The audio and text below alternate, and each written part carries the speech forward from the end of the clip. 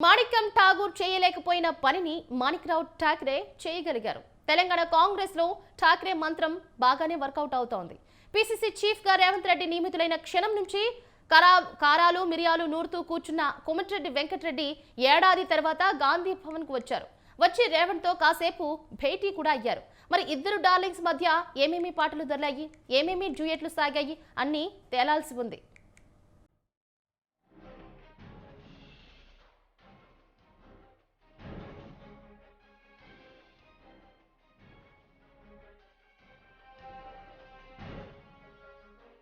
చాలా రాజకీయ పార్టీల్లో అంతర్గత ప్రజాస్వామ్యం అనేది ఉండదు. దానికోసం నేతలు గొడవలు పడుతూ ఉంటారు.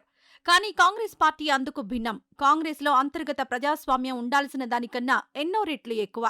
అదే ఒక విధంగా కాంగ్రెస్కు శాపం. ఆ ప్రజాస్వామ్యంతోనే నేతలు కొట్టుకుంటూ ఉంటారు.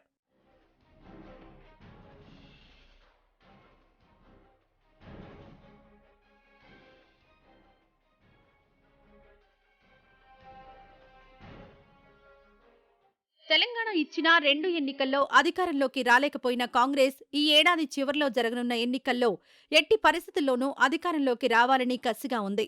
అందుకోసమే వాగ్దాటి ఉందని టీడీపీ నుంచి వచ్చిన రేవంత్ రెడ్డిని ఏకంగా పీసీసీ ప్రెసిడెంట్ను చేసింది. అయితే అది పార్టీని బలోపేతం చేయడం మాట దేవుడెరుగు. పార్టీలో అసమ్మతి తారాస్థాయికి చేరింది. సీనియర్లలో ఏ ఒక్కరూ కూడా రేవంత్ రెడ్డి నియామకం పట్ల సానుకూలంగా లేరు. అందుకే తరచుగా రేవంత్ వర్సెస్ సీనియర్ల మధ్య మాటల యుద్ధాలు జరుగుతూనే ఉన్నాయి. ఆ క్రమంలో భాగంగానే కోమటిరెడ్డి రాజగోపాల్ రెడ్డి పార్టీకి గుడ్ బై చెప్పి బీజేపీలో చేరారు. ఉప ఎన్నికల్లో ఓడిపోయారు కూడా.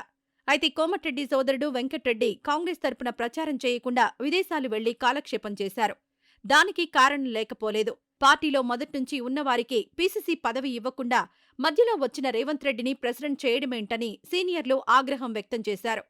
దానికి కౌంటర్గా అన్నట్లు రేవంత్ రెడ్డి మాట్లాడుతూ హోంగార్డులో ఎన్నేళ్లు ఉద్యోగం చేసినా ఎస్పీలు కాలేరు అంటూ సెటైర్ వేశారు.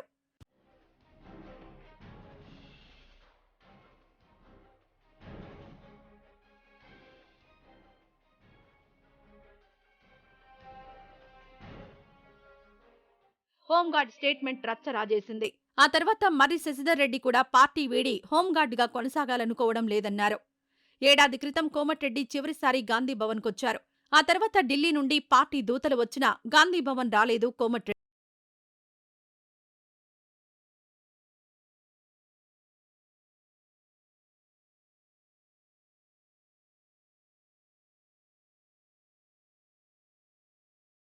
పార్టీ వ్యవహారాలను చక్కదిద్దేందుకు ఏం చెయ్యాలో కనుక్కోమని దిగ్విజయ్ సింగ్ ని పంపింది హైకమాండ్. అప్పుడు కూడా ఆయన్ను హోటల్లో కలిసి తాను చెప్పదలుచుకున్నది చెప్పి వెళ్లిపోయారే తప్ప గాంధీభవన్ వైపు చూడలేదు కోమటిరెడ్డి.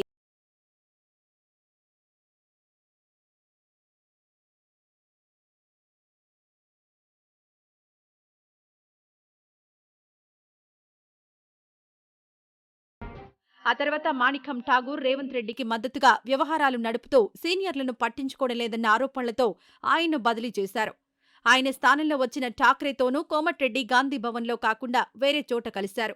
సీనియర్లు ఇలా చెరో దిక్కు లాగేస్తే ఎన్నికల ఏడాదిలో పార్టీని ముందుకు నడిపించడం కష్టమే అనుకున్న ఠాక్రే తాను వచ్చిన క్షణం నుంచే రిపేర్ వర్క్ మొదలుపెట్టారు.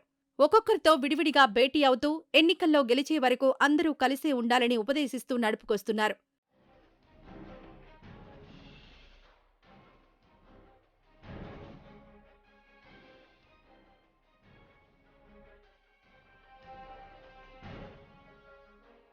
నల్గొండ జిల్లాపై మంచి పట్టున్న కోమటిరెడ్డి వెంకట్రెడ్డి వంటి సీనియర్ల అండ ఉంటేనే పార్టీ విజయాలు సాధించగలుగుతుందని ఠాక్రే భావిస్తున్నారు. అందుకే కోమటిరెడ్డికి స్వయంగా ఫోన్ చేసి గాంధీభవన్ వచ్చి పీసీసీ అధ్యక్షుడితో ఒక్కసారి భేటీ కండని కోరారట. అటు రేవంత్కు కూడా ఫోన్ చేసిన ఠాక్రే కోమటిరెడ్డితో మర్యాదగా వ్యవహరించాలని సూచించారట.